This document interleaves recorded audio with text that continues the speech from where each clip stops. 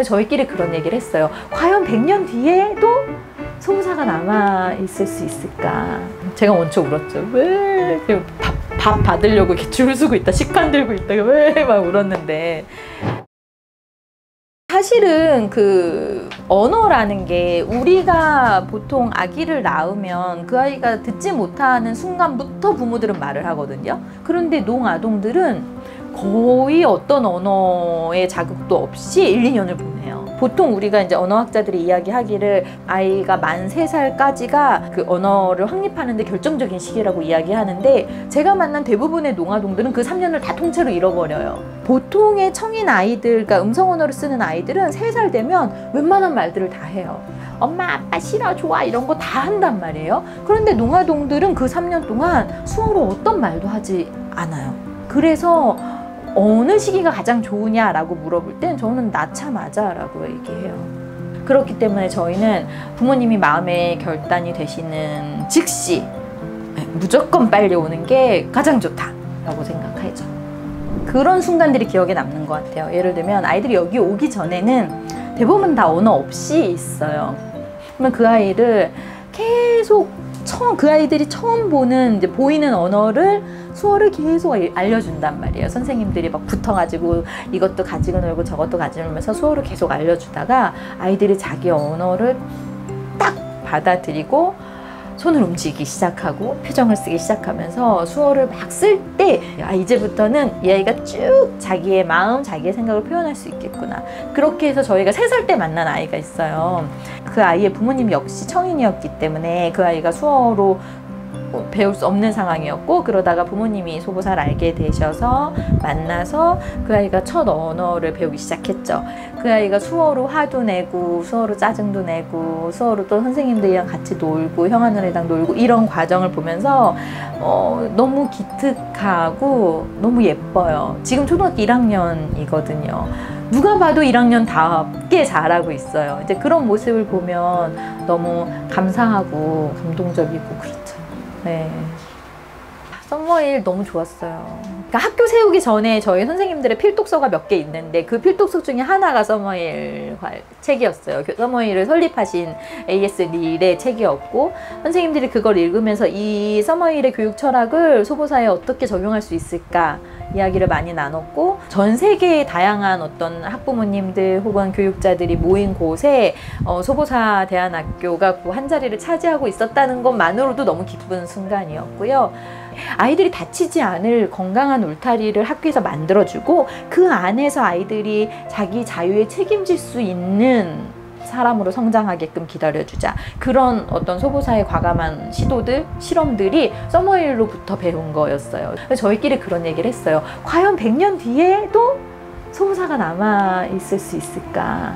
소보사가 100년을 유지할 수 있을까라는 질문은 과연 100년 뒤에도 우리 아이들이 자기 언어를 잘 지켜서 이 땅에 있는 한국의 농인들의 문화, 그리고 농 정체성, 그리고 농인의 문화의 정말 절정 꽃이라고 할 수 있는 수어가 보존되고 유지될 수 있을까에 대한 어떤 두려움, 염려, 이런 것들이었던 것 같아요. 가장 기본적인 건 그냥 수어로 배울 수 있는 권리이죠. 그 대부분의 선진국 국가에선 그 아이가 태어났을 때 그 아이가 인공화호를 할 것인가, 아니면 인공화호를 하든 안 하든 상관없이 수어를 자기 언어로 받아들이고 수어로 성장할 수 있는 기반을 만들어 줄 것인가를 선택할 수 있는 여지가 있어요. 선택할 수 있다는 건 기본적으로 그 두 가지에 대한 정보를 다 부모가 얻을 수 있다는 것이고, 또 어떤 걸 선택하든 그걸 정부가 지지해 줄 수 있는 정책적인 혹은 복지적인 서비스가 있다는 거잖아요. 한국에는 그 두 가지가 다 없어요.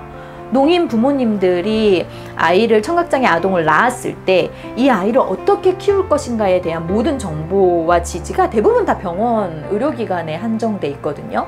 한국어와 한국 수어는 동등한 지위를 가지고 있다라고 법에서 선포했지만 전혀 그렇지 않거든요. 현실상 선포했지만 여전히 부모님들은 수어를 어디로 가서 배워야 하지? 이 아이를 수어로 키우고 싶은데 수어를 사용하는 어린이집이 어디 있지? 찾기 어렵거든요.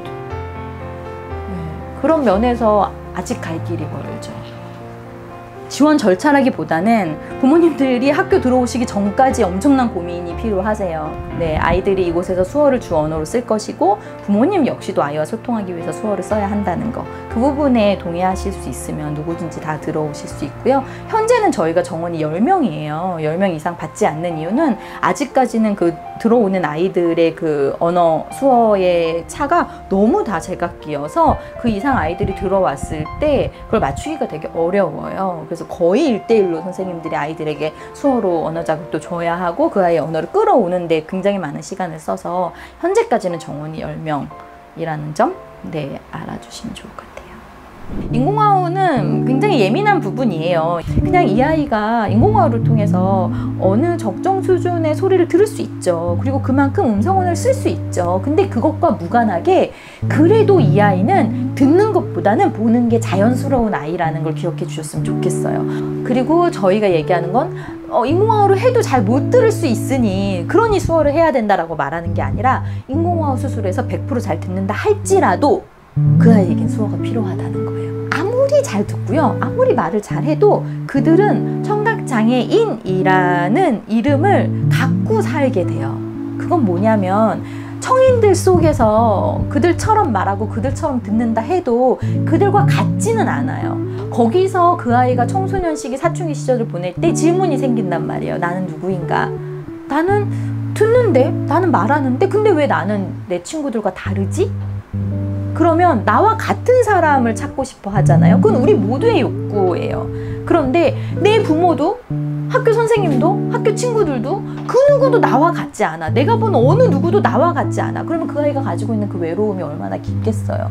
그래서 그 아이가 얼마나 듣냐, 얼마나 잘 말하느냐가 상관없이 나와 같은 사람들 속에서 소속감을 누리고 안정감을 누리고 그 안에서 자기 꿈을 설계하는 그 시기는 청소년 시기에 너무너무 중요해요. 그렇기 때문에 인공화호의 성공 여부랑은 상관없이 그 아이가 어릴 때부터 수어를 쓰고 농공동체 안에 소속되는 건 너무 의미 있는 일이다 라고 생각하는 거죠.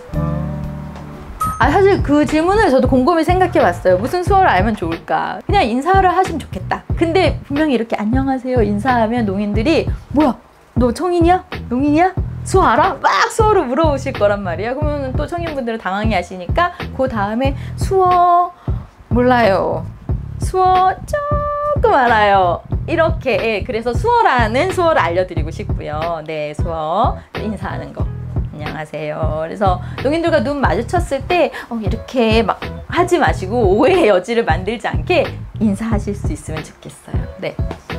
안녕하세요. 소리를 보여주는 사람들의 김주희입니다. 저희는 소리를 보는 사람들이 모여있는 곳이에요. 그 의미는 누군가는 소리를 듣지만 누군가는 소리를 보는 사람들도 존재한다는 거죠. 그래서 세상에 이렇게 다양한 사람들이 있다는 것이 여러분에게도 힘이 되었으면 좋겠고 위로가 되었으면 좋겠고요. 수어를 사용하는 사람들을 볼 때 저 사람이 듣지 못해서 말하지 못해서 수어를 쓰고 있구나 라고 생각하는 게 아니라 저 사람은 잘 보는 사람이라서 저렇게 보이는 언어인 수어를 쓰고 있구나 라고 생각해 주셨으면 좋겠습니다. 네.